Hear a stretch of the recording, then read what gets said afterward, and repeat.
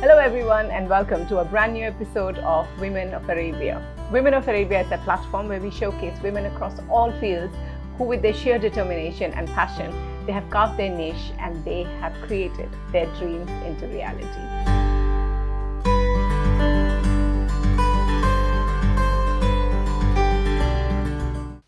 And today, in conversation with us is this gorgeous Eliane Sarr.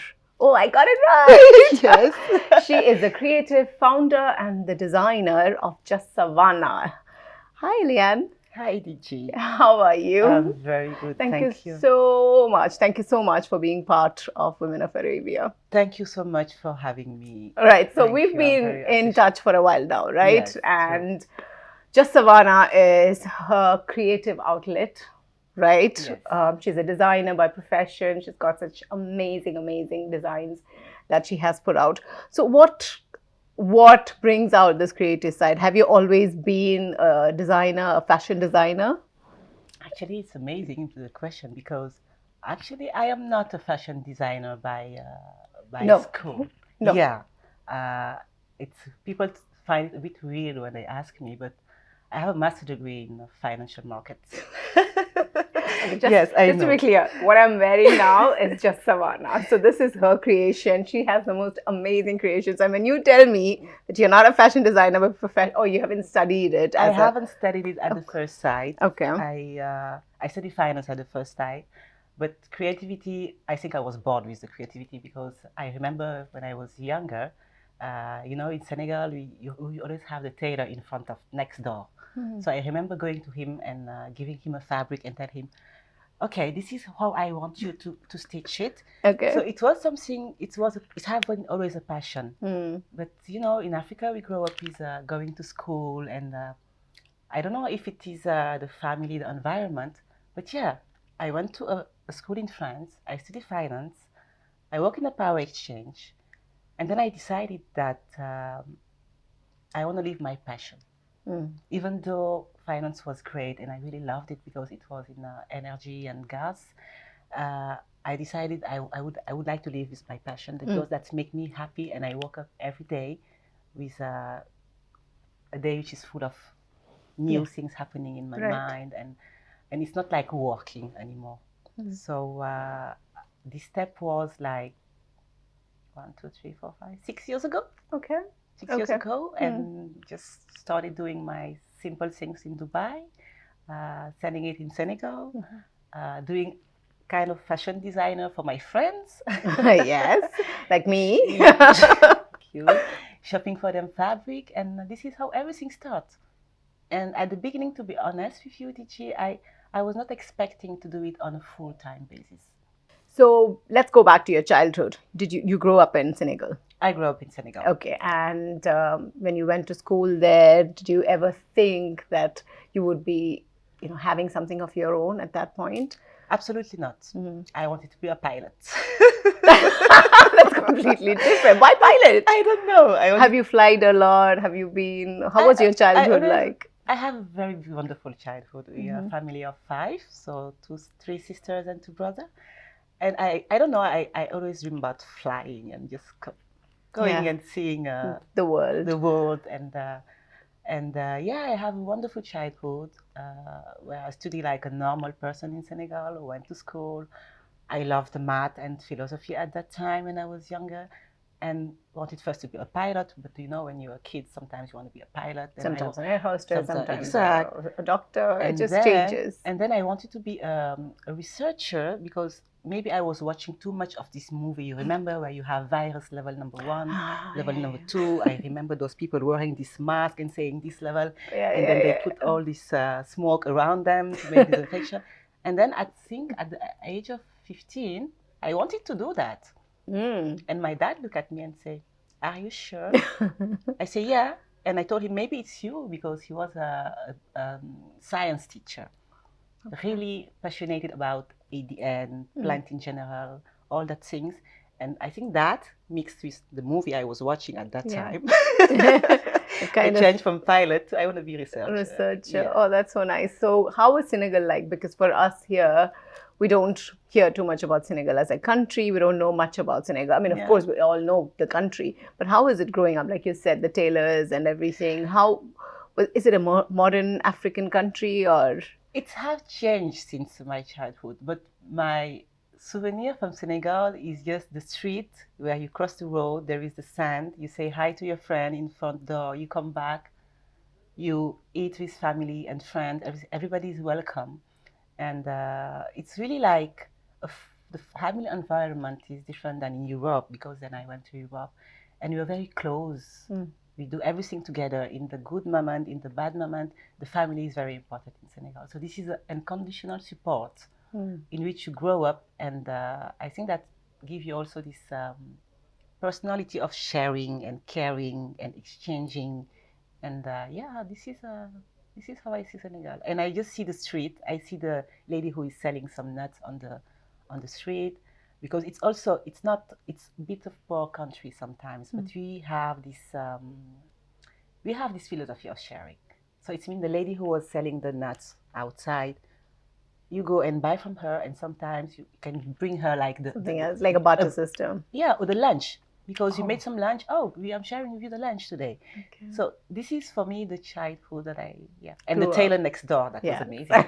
The tailor next door. That changed everything for you, right? Your life. I remember my mom making me some dress. It was like, Mom, this is just everybody have the same. Okay, I will bring it to the tailor. I will ask him to cut on this side, and he will put a patch on there. So it was always there. Yes. And you never thought you would be a fashion designer? Never. Because it was not like considered as a profession in Senegal? Could be, right? At that time, it was difficult. And to be honest, the transition was not that easy, because from culturally, we still have this thing in Senegal where I want my son or my daughter to be a doctor. I want him to be an engineer. Everywhere. So it's I feel like sometimes it's block you from just researching where actually your passion is. It's because you are like, you have to follow one path.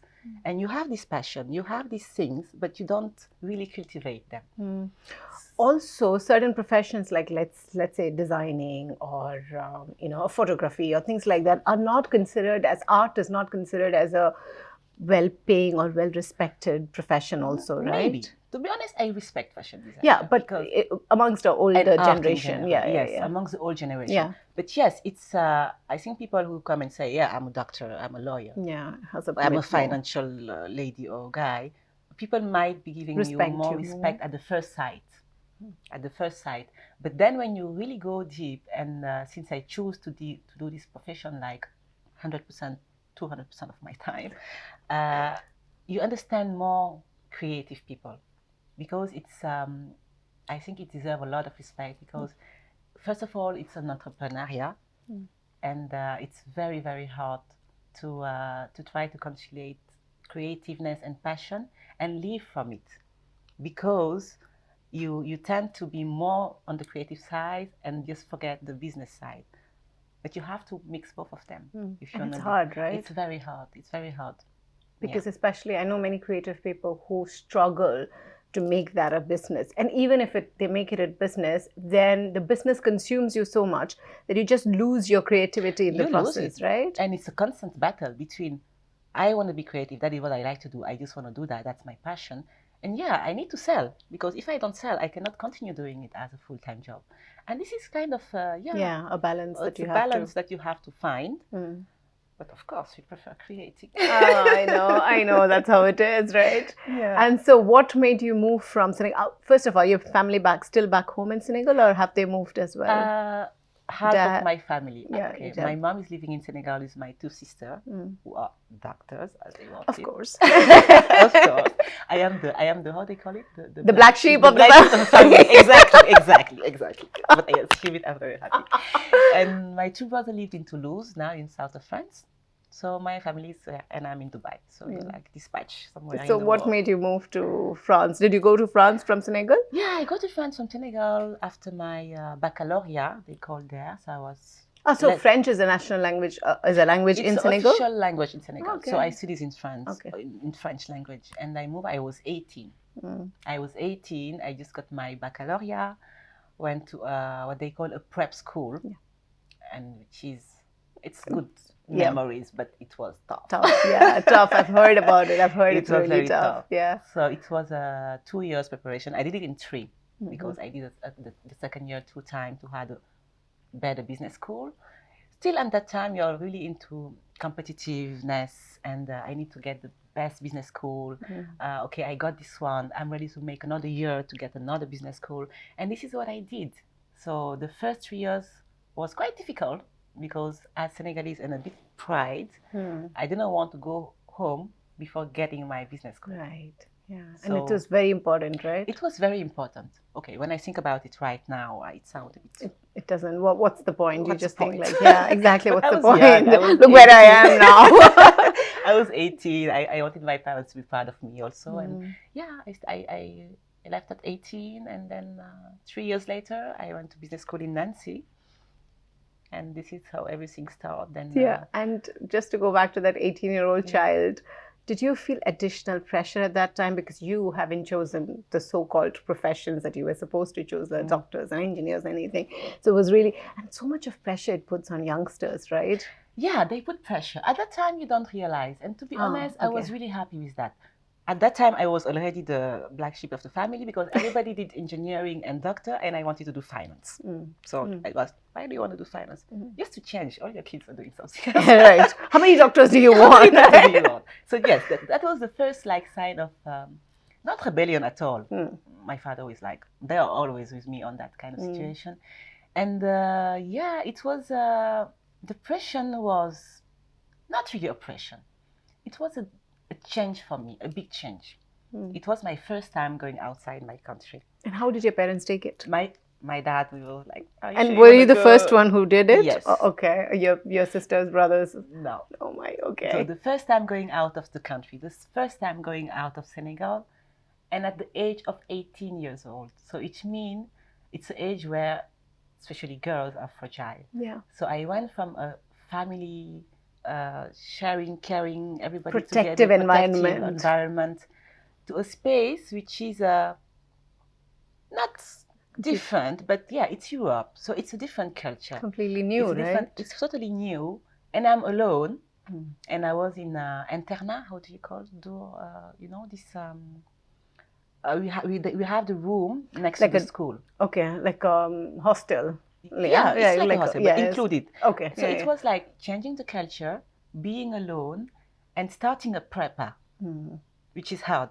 Changing culture, which is a bit difficult, and also as a lady, as a girl, young girl, yeah. You're a young little girl in the south of France, and for the funny part of it, I thought I was going to Bordeaux, and actually I was going to Bayonne, which is a small city. When I sent my document, okay, this is a funny story. I was thinking I'm going in a nice big city. So how would you say that? Like, because you send the documents and you just choose? I sent the document, and it's the academy which called Academy of Bordeaux, and this Academy of Bordeaux is Bordeaux and Bayonne and Tarbes and different city, and I ended up in a small city. So do they choose your particular state that you go to? No, actually it's in France. I had the opportunity to have this is something in Africa, when you are in certain schools, you have the opportunity to send some of the students of the school, a small portion, and I was lucky enough to be part of these people in some university in France. And in France, it's like by what they call academy, it's like a regional, but the region of Paris is not only Paris, for example, it's Paris and the surrounding. Okay. And that was Bordeaux and the surrounding. And then I ended up in Bayonne, instead of what I was thinking, Bordeaux, but I think that's the best thing that happened to me. Really? Why? Yes. Why do you feel so? Why? Because it's smaller. There was a lot of people coming from everywhere. And this is why my passion of culture, I think, started. Right. So I was with other people from Ivory Coast, from Republic Czech, from Morocco, from Paris, from Bretagne, which is France, but still different culture. So I was mixed in many people that are kind of in the same situation than me. And that makes us very close. Yeah. And vulnerability brings you together, yeah, right? it brings us does. together. Yes. And everybody bring his things. We're cooking. I love cooking, so I was cooking on the weekend for everybody that didn't have a chance to go back to her family, because I cannot go back every weekend to my family. So it brings us together, and we started having conversation about all our differences and all what make us also a bit similar. And I think I met one of my best friends from there. Okay. And from there during the tough time, but really like also talking, helping each other. Right. Okay. And then you finished your 3 years, and you took an additional year. Yeah, my 2+1. Yes. 2+1, because you like. But you always like that competitive? No, it's not competitive. I don't think it's competitive. I think at that time, why I did it is I thought at that time, and I don't regret it, by the way, it was having another year to have a higher level business school in France. Because there is also the pressure that people maybe don't know, is that in France, there are business class number 1, number 2, number 3. And depending of which one you get into, you graduated from, it's easier to find a job. So for me, it was 1 year plus or minus. At least if you have a higher business school, it will help you to find a job. So that was the thing. It's like an investment. I invest 1 more year of my studies, which was fine. Which was fine. Yes. So after that, where did you get into? I went to Nancy in a school named ICN. And that was lovely, lovely, lovely. Really? Yes. Yeah. How many years were you there? And Nancy 1, 2, 3, total 4, because you had in between the years, you have to do some internship and come back. Okay. So first year generalist, and then you have internship, and then the second year, and then you have internship, and then you come and complete.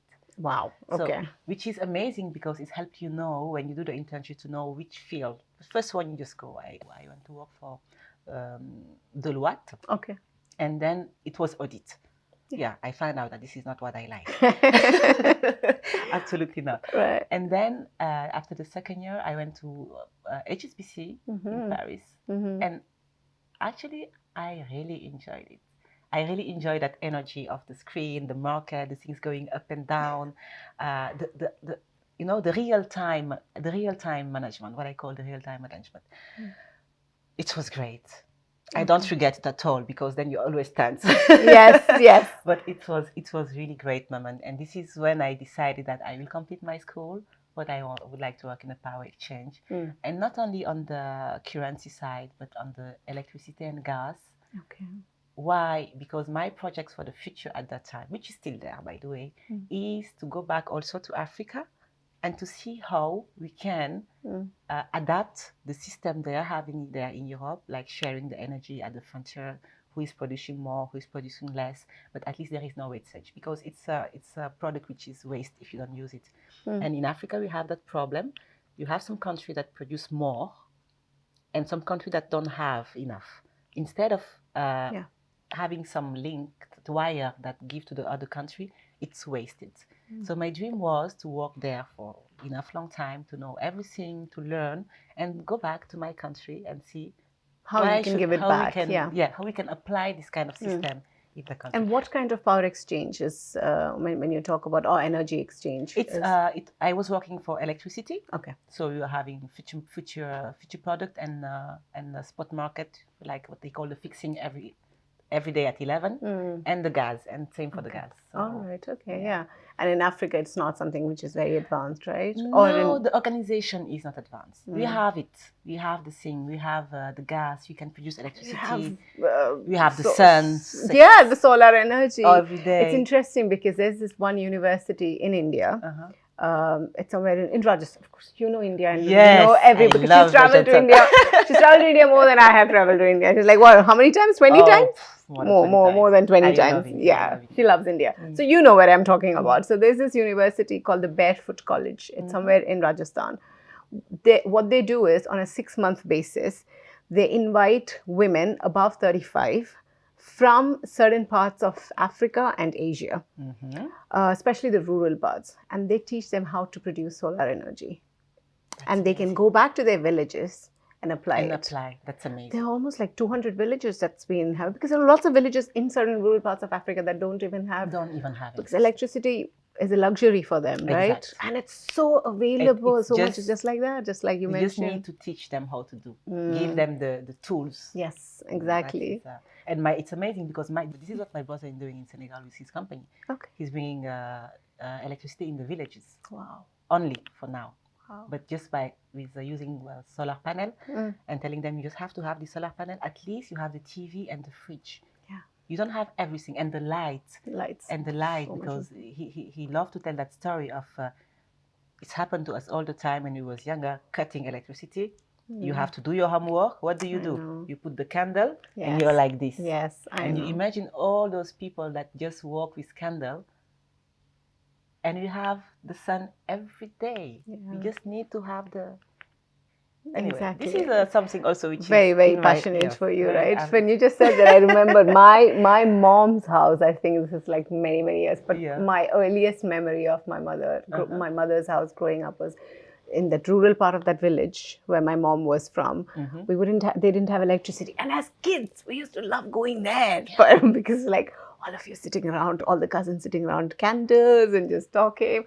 But it would have been miserable for them, right, at that point. And you love that, having just a candle? And as a small 3-4-year-old, it's fun. But as we grew up, we can't imagine being there. Yeah. Especially when you know that it's easily feasible. It's easily available. Exactly. It's possible. Anyway, we digressed a lot. But so then, how long were you working? Were you working in France in the power and energy industry for a really long time? For in total 4 years. Okay. 4 years from being in my 1, 2, 3 with the heart beating at 11. Oh, we have to get ready. What is available in Belgium? Where is the electricity? We have to do the fixing, and it was really a real time work, and I enjoyed it. Yeah, I can see that you did. I can see that passion even now. I enjoyed it because it's I don't know. First of all, because I enjoyed the real time work, and second, because it was about energy. And my dream at that time was, oh my God, when can we have this in Africa?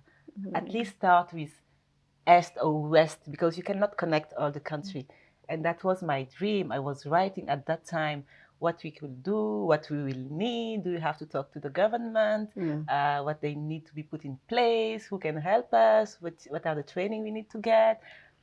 So this is also that's a big passion, right? A big passion, also. Right. And at that point, you never thought that you would do anything in your... Were you still doing some designing? I was still doing something. Your clothes and all was completely done by... I was cutting and stitching by hand some small things because Paris is not like Dubai. It's not as easy to go to the tailor because it's very expensive.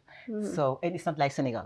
So when I was in France, it was more difficult for me to play with my passion. I couldn't go to the tailor next door. And, it was not that easy to find some fabric. But it's a hub of fashion, right? Paris, but their own fashion. You didn't, and you felt you had to bring your own touch to everything. Yes, and what I enjoyed in Paris is what they call chiné. I used to go in those markets where they are selling all things. Okay. All design. I was like, okay, I like this old jacket. Let's take it. You're going to cut the back and just patch this and this and this and that. And so, so that was what I was enjoying to do in Paris. All right. Just change all my stuff, buy them and then just change them. But still at that time, I was thinking personal and family and friends. Okay. Not really a full-time job. Okay. And what brings you to Dubai? So you mean you started just Savanna after you came to Dubai? Yes. So what brings you to Dubai? How did you come to Dubai? I got married. She's saying it like it's a bad thing. I got married. I like to think that. No. So you met your husband in France? No, I met my husband in France at that school a long time ago. Oh, okay, we had ups and downs, like everybody. Like every relationship. But I met him at that school, and then we decided to get married. And it was difficult for me at that time to come in Dubai. You know, that working girl, I'm working in finance. I cannot just come in Dubai, leave my job without doing nothing. Love is my priority. And then I stay some months and say, you know what? Maybe it's a good time just to go and see. Because in life, my dad always tell me, whatever you're doing, just be good in what you're doing. And don't be always focused. He was very open-minded for Senegalese dad. Okay, I can see that. And just don't be only focused on doing these things and finance only and this. Open your mind, because you have to work for living. You don't live to work. Okay. And I just decided.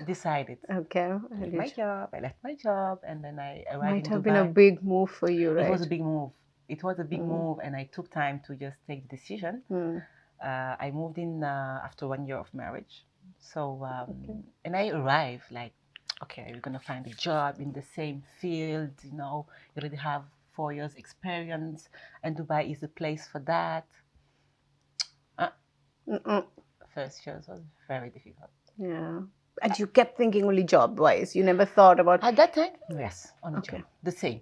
The same. I didn't even want to do accounting or something like that, because it was just, I think I still have, I need a little bit passion in what I'm doing. Maybe that's why. Yeah. So I was looking exactly in that field. And it's not easy here in Dubai. Oh my God. I sent some CV. I was maybe sending 20 a day at the beginning. And then, of course, you get tired and say, wow, what is the problem? Why can I find a job? I was good at my job, but why I cannot find it to buy? What happened? And you'll doubt yourself at such... You start doubting yourself, and you start even regretting. Why did I came? Why did I quit my job if it is to don't find anything? I cannot stay in the house.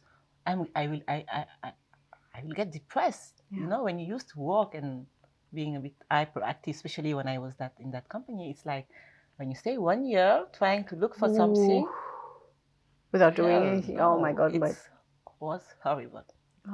It was horrible. Did you consider going back in between? I consider everything. I consider everything. I get mad with my husband, and then hopefully he was a big support, to be honest. And I consider everything. I was like, shall I call back my boss? No, because I quit. Okay, but if I go back again, I remember my dad telling me life is not only work. I don't know what switched in my mind. Maybe because sometimes when you go very down, you say, maybe there is something. Maybe it's a sign. Yeah. And you say, maybe it's a sign. So don't think about anything else. Don't look at a job like desperately every day sending 20 resumes. Just live a bit more. Like breathe, because at that time it's like I was finishing myself. I don't even have time to relax, see some friends. No, I need to find a job. I need to find a job. I need to find a job first, and then I will relax. No, so I just find out later on that I lose my time just being too much focused in something which was not maybe the right thing. And this is where I'm happy to live in Dubai, because I started with a small project. Which is, we traveled a lot with my husband. I love traveling. I love meeting different people. I love sharing different experience, different culture, different tradition. And I was like, there is a gap in Dubai. Maybe there is something missing. I think I will bring Africa to Dubai and bring Dubai, Middle East, not only Dubai, bring Middle East to Africa. I created 2 companies. Okay. Wow, not one. She decided to go full-fledged. All right, 2 companies. So all right. Like, 1 year is enough. Stop being here in your beds looking for the job which is maybe not your good one, your purpose, maybe. Exactly. Start doing something that you like. And that I like because it's related to culture. Yeah. So this company was bringing Africa to Dubai, was bringing handwork from Africa, you know, all these handicrafts, feather hats, table, bamileke stool, all these things that are beautiful, exist in Africa, but that don't have a chance to be showcased. Why? Because maybe you have a small problem. I'm an African, so we don't do like give them the proper finishing to be in a certain grade that people will appreciate it more. But that's the beauty of it too, right? Yes, sometimes. But we need also to showcase, you know, people are doing a very nice work there. And I was like, enough hiding it. You have to show the world that we have the tool, we have the art also in Africa. So this is where I started bringing leather, small decoration. As I live in Dubai and I cannot control the finishings, I was doing the finishing in here, so I was buying the raw product, but that was a B2B business. Okay. I was not selling, so I was selling to designer in Dubai. And the second business was to bring then Middle East to Africa. And then again, my passion was to open a concept store in Senegal. That was the first, we call it Kobai. I wanted to try one first and then see. So I opened a concept store where I was doing small, simple design. like something Middle Eastern, like jalabiya, baya, bring it there with some perfume, oud. I'm in love with the oud and all the perfume. So the shop was a kind of, I would call it a boudoir for lady. You come with your friend, you sit, you'll have a tea, you'll touch the fabric, you smell the oud, you stay sometimes, you'll try the incense, and then you might buy, you might not buy. It's okay. It's a place where you feel good. You come with, it was for women only, but you feel good. You can come and sit just to have your tea. You'll have the tea, the Arabic the gahwa thing, the gahwa, yes. exact. Yeah. A simple jalabiya, an abaya, oud, ajman perfume, and that was good. And when you decided to start this, it was when you were at that bottom point of your life, like you said, and depressed. Was fashion designing or fashion, your creative output, the first thing that came to mind? This is what I should do. Connecting people. That was the whole point. Connecting people, taking culture, make them travel. Across continents, across places. And that came from the fact that, when you travel a lot, you're like, wow, it's beautiful, the difference. The difference is beautiful. I am not those people who want to just make everything the same. No, we are beautiful when we are different. And we need to share that differences. And we need to make them travel to people know. Yes. And for me, this is from where everything starts actually. This is my real passion. So it started with this B2B business for furniture, bringing that to Senegal, and this excitement, whenever you travel somewhere new, you're so excited. Oh, I didn't know this. Oh, and this guy tell me this story. Oh, I didn't know this is the way you do it. Oh, in my country, this is the way we do it. Yeah. And this is amazing moment. And this is always the memories that I keep in mind. Stories, like you said. Yes. Stories. Yes. So this is where everything starts. Bringing Middle Eastern, what I learned. How was it, the whole experience in getting, because I can imagine and I can already picture your concept store in Senegal. Yeah. How was the whole response in Senegal? They liked it. To be honest, I was very happy. And from there, I took the contract with Ajmal Perfume, so I opened many points of sale, which is different from the concept store. The concept store where people come and try, and I had the Ajmal product, and I had different other things. But whenever I traveled there, and for me, by the way, this was also a way to be closer to my family. Yeah. I was like, it's also important in life. So it means that you go there often, you travel, you see your mom, your dad, your sister, your brother. In the same time, you're working, so it's holiday, but you can also work. And I really like what was making me happy was you see the ladies come in, whatever situation they are sad, they are good, they stay and you see them going with a smile because they tried, they loved. Even if they don't buy it, that's not the thing. It's just a kind of place where they're together and they feel women together. They talk about businesses. They talk about. At the end of the day, I think they was taking some meeting in the shop just to do their business meeting. How can you help me do and that? And okay, let's take one perfume. But it was fine for me. Yeah, it was very fine because women are very hard worker in Senegal. A lot of African culture. Yes, they are. So. Yeah, they are. But they don't have that opportunity. Unfortunately, they're not heard much. They're not.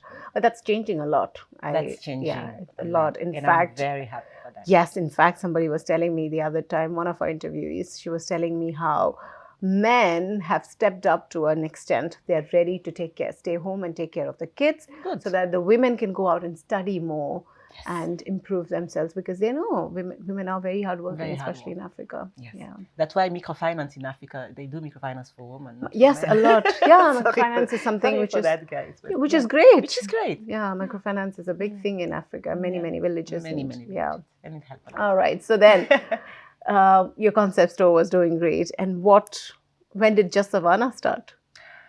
After I closed that concept store. Why? Long story.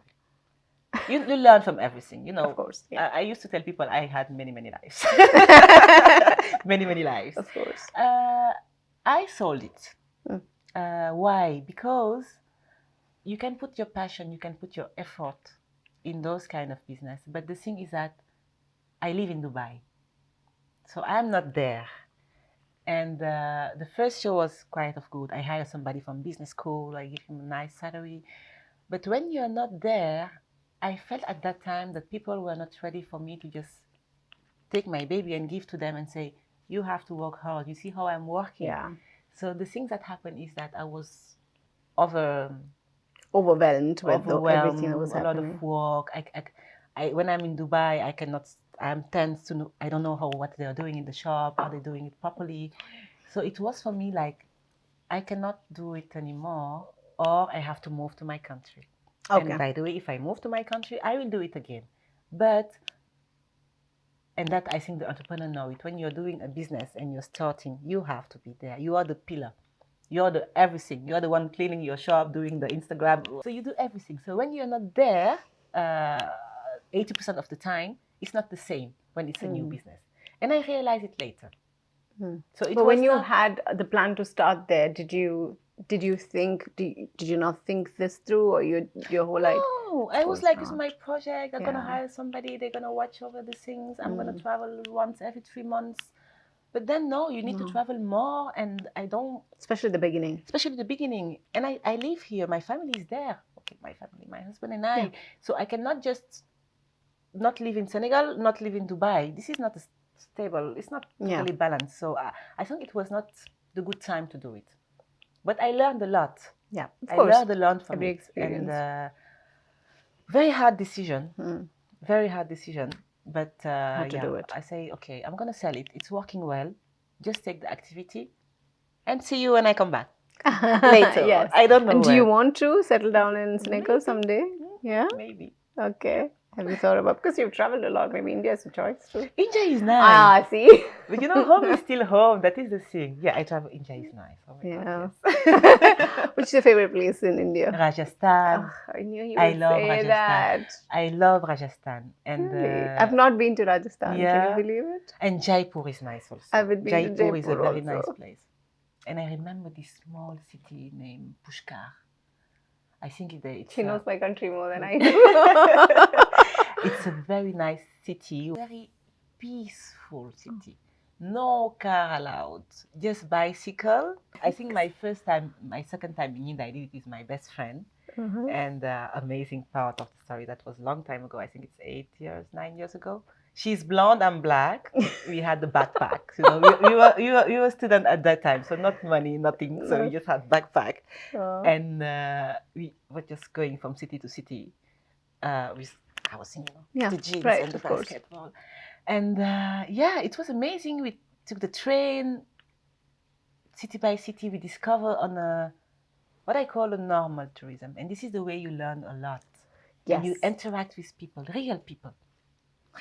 Yeah. Not only going in the hotel. Okay, I do it sometimes. Yeah, I think the raw traveling, because I always say I'm not a tourist, I'm a traveler. Because I don't want to be just a tourist and see the best places of that city and then come back. What the best want to show you? No.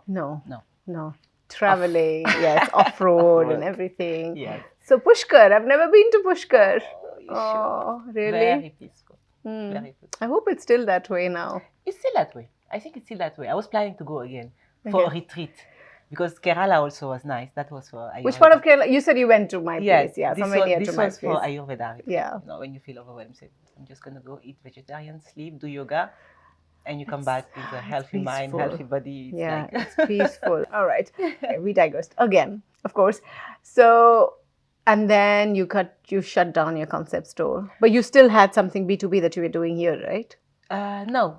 Only if I have special order. Okay. And actually, I give them direct the contact. Okay. Because sometimes B2B is not, it's not really my thing. Being somebody in between is nice, but I was frustrated to don't have my creative side.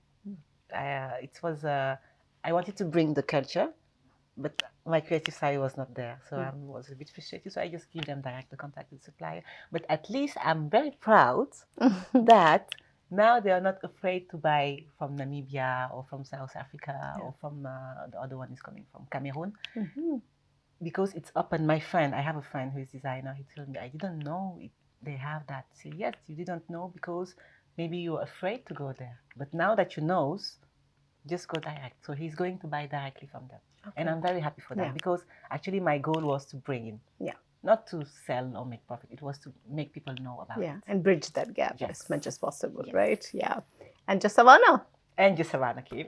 How? When did you think about just Savanna? And why the name just Savanna? Because for a very long time, we used to call you Savanna. I mean, it's two brands. Right? It's two brands. Okay. I'm kind of behind just Savanna and Savanna, Right. which two different stories. Okay. Which came first? Which came first? Savanna. Okay. Savanna came first because, again, this passion of culture and showing. Savanna came first because I like to work, I'm in love with material, which is whatever it is, Even from the wood. this actually looks like leather, right? Yeah, but it's not. But it's not leather. Yes. It's not leather at all. But when I saw it first, I'm like, beautiful, by the way. You look really beautiful. Thank you. That's your design, of course. But it looks like leather. It feels like leather, but it's not leather. It's a different material altogether. It's amazing that you just... I just love material, and I like to touch to... this is how I buy my fabric. I cannot just buy. I have to touch it first and to see how it's fall, which shade you want to get. And people think maybe the way I do design, I start from the material. I should be starting from the design. From the design. No, I start from the material. So the material inspired me, actually. Oh. And why Savanna? Because I'm in love with the hand-woven fabric. I'm in love with material. And Savanna is a brand which is actually showcasing hand-woven fabric, but in timeless pieces. You know, we have this pine which come from different countries. It's not only Africa. My first collection was hand-woven fabric from Uzbekistan and hand-woven fabrics from Senegal. So it's really a way for me to showcase those work, because I've seen, when I go back to Senegal some couple of years ago, we used to have these people saying outside. They call them the one that are like weaving. Weaving. They were in the street weaving. It was in the scene. You go in the market, you go in the city. It's just, you see those people weaving. It was amazing. And when I came back a couple of years ago, I was like, Mom, where are those people weaving? Say me, they are not there anymore. What happened? Oh, they don't make enough money. People are not buying that much. And I felt sad, because this is our culture. Yeah. This is our culture. And weaving the cotton or the silk, as they do in India or in Uzbekistan, is not only making a fabric. There is a story in each design, in each weaving, which is something that follow up. Okay, that I'm talking from my culture. That is following actually the different step of life. When you're born, when you're getting married, whatever in life is happen, it's follow with that. There's a story with the weaves. Is the weaving. And for me, this is so important to don't have these people disappear, because it's a hard work. It's a hard work, actually work. That's why a lot of people just don't do it anymore. They give up. Yeah. But it's make me feel sad. And I realized it's not even only my country. It's in many other countries. And I was like, no, we had to showcase these people. And for me, Savanna is not only fashion. It's a way like you do art or something else, just to make these things again be showcased. Right. Some people will go through art, like painting, through stories, through movies, whatever. And for me, Savanna is a way to showcase the culture, make the people interested by the, if you like fashion and you see a Savanna with the hand-woven fabric from Senegal, you're going to ask me, what is this? Oh, from Senegal. Oh, what is this? And then the interest start from there and go beyond. And I realized when I was in India, for an exhibition, it was good. People asking me a lot of questions. Where is the fabric coming from? And I felt so happy to see that they came the second day and tell me, oh, I read about the culture, the Serer culture. Serer is the ethnic I come from, because Senegalese have many different countries, many different ethnicity. And then all of them have a different way of weaving also. So it's many diversity in the diversity. So interesting, because Senegal itself is a very small country, right? It's a small country, but and to have different weaving and stories. Yes. Wow. So that made me feel happy. And the only way also to showcase that was to make them in pieces that are kind of timeless. Yeah. So it's a small production, but each piece has a story. Okay. Each piece has a story, and it's traveling from Senegal. In Senegal, it can be from Serer, can be from Mankind, it can be from Pearl, which are different ethnicity, to Uzbekistan, to India, and I think I would like to explore also Latin America. So just bring that thing, put them in something timeless, so people can wear it. Otherwise, if it is too traditional, it's not easy to wear. No, it is not. For everybody. So this is the story of Savanna. Okay. And then just Savanna is, then of course, because the fabric is hand-woven, I'm trying to make it timeless. And the pricing is a bit more higher. And I say, okay, Eliane, who are you? Which woman are you? And I realized I am those two women. I'm Savanna and just Savanna. I like to wear something classy and nice, a little bit expensive, whatever. But then I like to wear something simple, straight line and everyday things. Yeah. And this is why I like, okay, you know, you can work for that for Savanna and just Savanna, which is actually, the name are quite the same anyway. And for just Savanna, I'm showcasing the African print. Yeah. And yes, it's amazing. But originally, this print, block print, was for the Indonesian market. Indonesian market. Yeah, actually, it's like batik. We also have it in Africa, but that was mainly done by a company which is the main company which was doing it at that time. The historical company is in Netherlands, and they were doing it for the Indonesian market. So strange. Why Indonesia? Because it's so far away. Yeah, because it was business at that time. So because they was doing it traditionally, and they make it something more industrial. Okay. But I think from what I learned is that they prefer the traditional way. So then it traveled from there and come to Africa, and we adopted it, and we liked it. Okay. This is how everything started. Was long time ago, and now when people think wax, they just think Africa. But at the really beginning, it's from Indonesia, and we adopt. And now wax is African, of course. Yeah, because I was reading up on it for the African Market Expo, and then we were mentioned that it started from Egypt, and costumes started from Egypt, but wax print and everything is something which is synonymous to Africa. Yeah, they don't mention about. But the print is African because the way African, the print are African because you put a story in the print. Yes. So it's like for especially the lady, it's a way of talking without talking. So depending of the print you're wearing, you're expressing something. So this is the story of the print. So each print have a meaning. If a particular print is there, and then she goes like, she's married, she's having a very, very good life, or she's having something like that. So in all such print, there is a story behind. So yeah, it's a kind of expression, non-talk expression for the lady. That's amazing. So we adopt it, we love it, of course. And we I just remember everybody with a different color. No, when I was in France, at the beginning I was shocked, and then I realized that plain also is nice. But yeah, you grow with this many color, everybody with a print saying something different. And I wanted to bring this back, and also in a way that everybody can wear it. It's not, when you do a 100% full print African print wax in African traditional outfit, it's very difficult to carry off. Yeah, it's nice, but if you want people to know about it, you have to also adapt. Yeah. And this is, as I say, it's just like showing them a bit to give the interest. Exactly. Yeah, and if you want a normal somebody who is not used to wear that, to wear a wax African fabric, you need to adapt the outfit also in what the person can wear. Exactly. So So this is where Just Savanna came into being. And Just Savanna is the other Eliane, which is like to wear normal pants, normal shirt, the fancy ones. Yeah, something can be classical but more fashionable, because the print is fashionable, obviously. And So you have your tailors and everyone here, right? I have my workshop in Karama. I used to do all the sampling here and see how it will work, and then cut the pattern and bring to a workshop outside. Now, my husband thinks I have a problem with detail, but yeah, I do have a problem with detail. But then that's what makes you different. Yeah, I was like, buttonhole, I want it handmade, I want it nicely handmade, I want the piping here and there. And I was like crazy to them. And I said, you know what is the problem?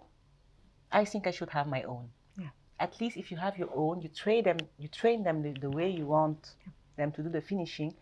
And this is what makes me happy. And I don't want to change myself just to have it cheaper or make more. Or no, I can't, because my mom also tell me, always be yourself, whatever you're doing. Because if you try to show another person, when you will get tired, you will just proof and people will see. Just be yourself.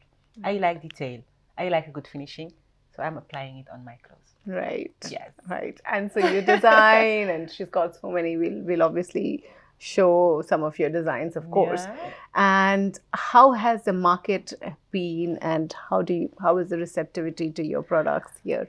Actually, I was lucky to meet also. This is something that I need to say because it's true. I was very grateful about the people I met around me because this project was in my mind. I was doing small things here and there, and then everything like just popped last year when I got that fashion show. And you meet people that are doing the same thing that you, and you have this wonderful team of designer and organizer all in love with entrepreneur and African designer. And this, I think, give me the, it gives you the strength to say, wow, okay, what I'm doing actually is good. People like it. And it was my first real chance to get showcased on a catwalk. And after that, I get a good response. And I'm really grateful to those persons. They know know who they are. Yeah, they know who they are. I'm really grateful to that person, and that make us like we had a kind of team where we're helping each other, designer, organizer, people inspired by culture that want to also help. A lot of people are passionate by Africa also. They just want to showcase, and this is where everything starts.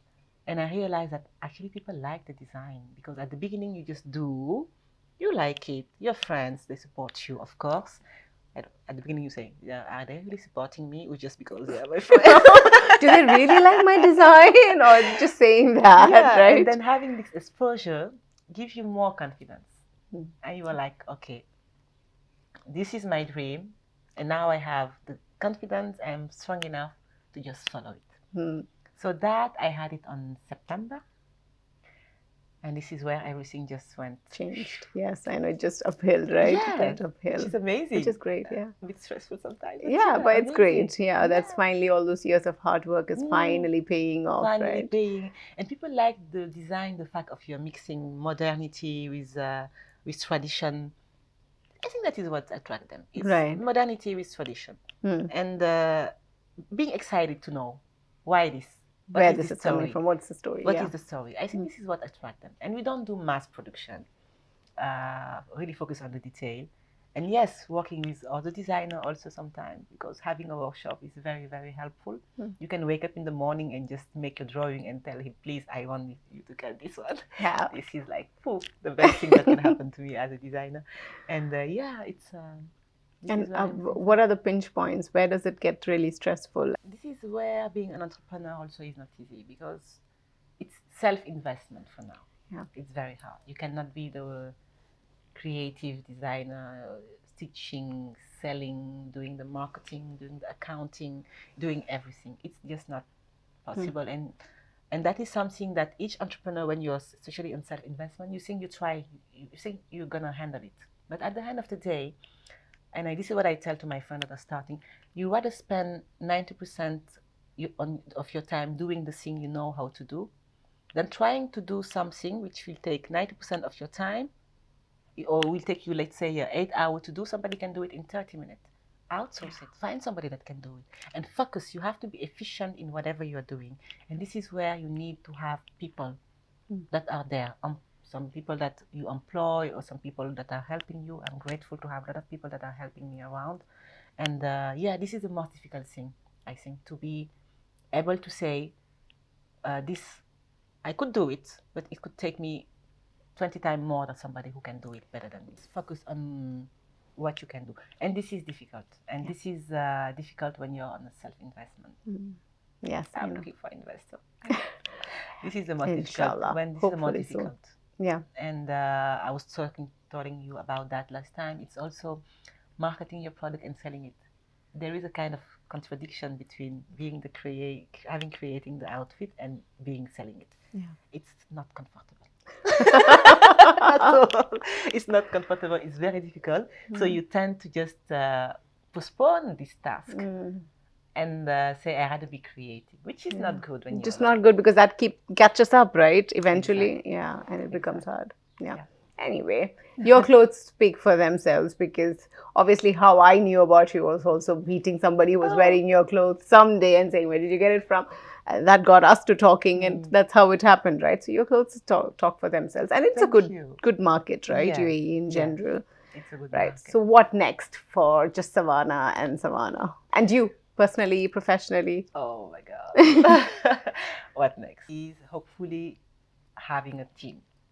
having a team, because thanks, it's going well. And, you're very happy when you have, I do a lot of bespoke. Yeah. And selling one time is a good thing.